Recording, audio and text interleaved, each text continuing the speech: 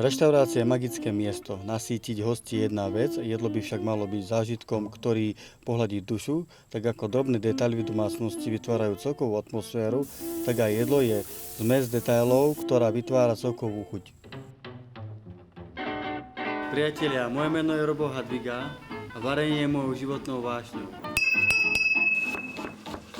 Za všetkým je ale tvrdá drina, kuchyni pri hrncov a pristupovanie k surovinám. Najradšej mám, keď môžem dať na tanier niečo poctivé, čerstvé, doslova priamo zo záhradky.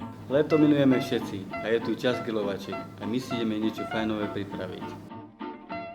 Doma za pecou ale vysedávať nebudeme, rozhodol som sa ísť do prírody. Veď nad Banskou Bystricou je veľa nádherných miest. To je niečo krása, to je paráda.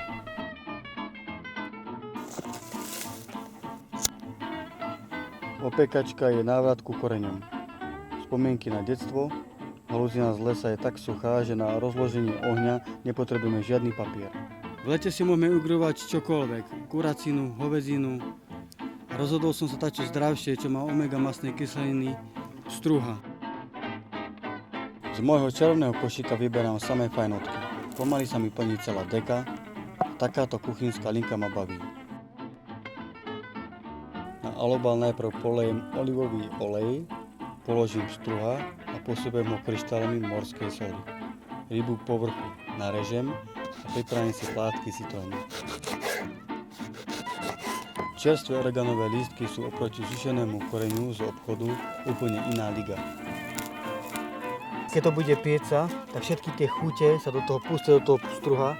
Vygadovaním chutí sú malé vetličky horkasté borievky. Rastie hneď vedľa a jedlo dodá atmosféru tohto krásneho miesta. Vždycky v tejto prírode nájdeme niečo prírodné, ako je borievka, šťavel, kyslička. Pahreba je perfektná, až famózna. Pojďte sa na to. To je krása. Príloha bude pečený zemiak. Žiadna veda. Nakrojiť a vložiť gazdovskú slaninku. Na upečenú rybu stačí najviac 15 minút. Čas akurát na to, aby sme pripravili veci k stolovaniu. Domáci chlebík je bez konkurencie. A do vody si pokojne pridajte lupienky lúčnych kvetov. To vybereme. Toto je paráda. Pozrite sa na tú parádičku. Keď sa vám to takto prilepí, nemusíte sa čoho báť. Ale je to perfektné. Pozrite sa, šťavnatý. Presne tá borievka urobila ten svoj efekt.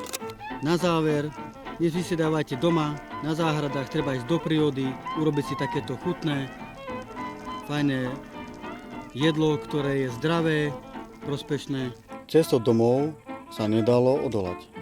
Pomotal som sa ešte po lúke a natrhal som pár zaujímavých byliniek. Hneď mi napadlo, ako by sa dali použiť v kuchyni. O tom ale azda niekedy na budúce.